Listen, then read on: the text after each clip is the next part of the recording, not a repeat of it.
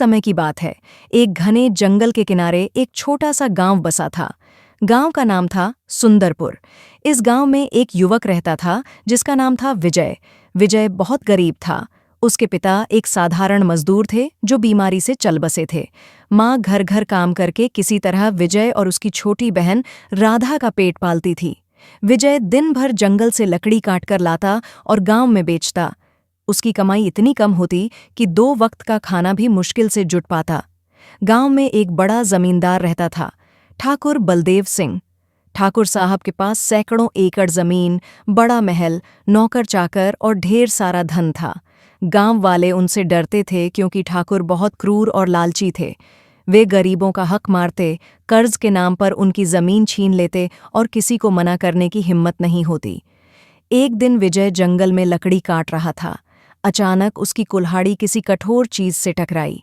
उसने मिट्टी हटाई तो एक पुराना लोहे का संदूक निकला। संदूक खोला तो उसमें सोने चांदी के गहने, हीरे मोती और सोने की पुरानी मुद्राएं भरी हुई थीं। विजय की आंखें चौंधिया गईं। उसने कभी इतना धन एक साथ नहीं देखा था। उसका मन ललचा उठा। वह सोचने लगा, इतना धन, अगर मैं इसे घर ले जाऊं तो मां को काम नहीं करना पड़ेगा, राधा अच्छे स्कूल में पढ़ सकेगी, हम नया घर बना लेंगे, कोई देख भी नहीं रहा। लेकिन तभी उसके मन में एक दूसरी आवाज गूंजी, उसके पिता की। बचपन में पिता हमेशा कहते थे, बेटा, ईमानदारी सबसे बड़ा धन है, चोरी का धन कभी सुख नहीं देता। विजय ने संदूक बंद किया और सोचने लगा, यह धन किसका हो सकता है? जंगल ठाकुर बलदेव सिंह की संपत्ति था, शायद यह उनका ही हो। विजय ने संदूक को वहीं छोड़ दिया और सीधा ठाकुर के महल पहुंचा। दरवाजे पर पहरेदार ने रोक लिया। मुझे ठाकुर साहब से मिलना है, बहुत जरूरी बात है। अरे लकड़हारे, ठाकुर साहब तुम जैसे गरीब से क्यों मिलेंगे? लेकिन विजय नहीं माना। वह घंटों दरवाजे पर खड़ा रहा।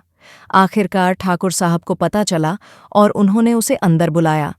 ठाकुर ने घमंड से पूछा, क्या बात है लकड़हारे? विजय ने हाथ जोड़कर कहा, ठाकुर साहब, आज जंगल में मुझे एक संदूक मिला। उसमें बहुत सारा धन है, सोना चांदी गहने। मैं समझता हूं कि वह आपका ही है क्योंकि जंगल आपकी संपत्ति है।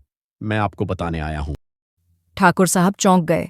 उन्हें याद आया कि उनके दादाजी ने एक बार बहुत सारा धन संदूक में छिपाया था ताकि युद्ध के समय काम आए।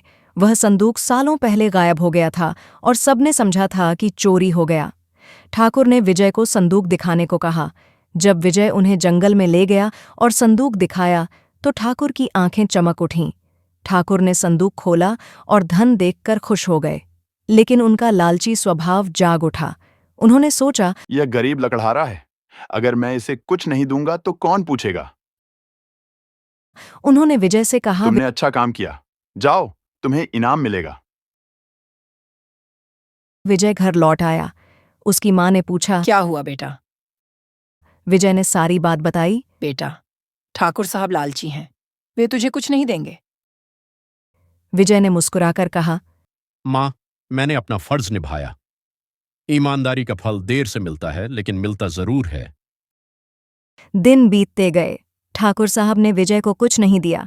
गांव में बात फैल गई कि विजय ने ठाकुर का खोया हुआ धन लौटाया, लेकिन ठाकुर ने उसे कुछ नहीं दिया।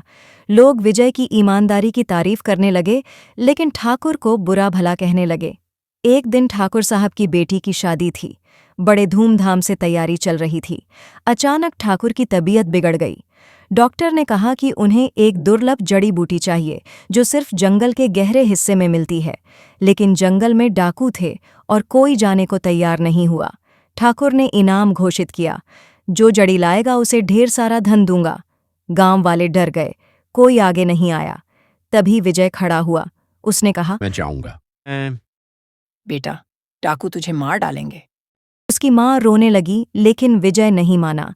वह रात को निकला और जंगल के गहरे हिस्से में पहुंचा। वहां डाकू उसे घेर लिए। डाकुओं का सरदार बोला, क्या चाहिए तुझे? विजय ने सारी बात बताई। सरदार हंसा और बोला, तू वही विजय है ना जिसने ठाकुर का संदूक लौटाया और ठाकुर ने तुझे कुछ नहीं दिया? हम ठाकुर से बहुत नाराज हैं, वह हमारा हक मारता है। जा, जड़ी ले जा, हम तुझे कुछ नहीं करेंगे। विजय जड़ी लेकर लौटा। ठाकुर को जड़ी दी गई और ठाकुर ठीक हो गए। शादी धूमधाम से हुई। अब ठाकुर को शर्मिंदगी महसूस हुई। गांव वाले उनकी निंदा कर रहे थे। उन्होंने विजय को बुलाया और कहा, विजय, तुमने मेरी जान बचाई। मैंने तुम्हारी ईमानदारी का इनाम नहीं दिया था। आज मैं अपनी गलती सुधारता हूँ। ठाकुर ने विजय को एक बड़ा खेत, नया घर और ढेर सारा धन दिया। साथ ही गांव में घोषणा की कि आज से कोई गरीब कर्ज में नहीं डूबेगा। विजय की माँ और बहन बहुत खुश हुए। विजय ने धन का सही इस्तेमाल किया। उसने गांव में एक स्कूल खोला ताकि गरीब बच्चे पढ़ सकें। उसने ज़रूरतमंदों की मदद की और इस तरह सुंदरपुर गांव खुशहाली से भर गया। विजय की कहानी दूर दूर तक फैल गई और लोग आज भी कहते हैं, ईमानदारी सबसे बड़ा धन है। सीख, मॉरल: ईमानदारी का रास्ता कठिन हो सकता है, लेकिन उसका फल हमेशा मीठा और स्थायी होता है। लालच और बेईमानी थोड़े समय का सुख देती है, लेकिन अंत में पछतावा और शर्मिंदगी ही हाथ लगती है।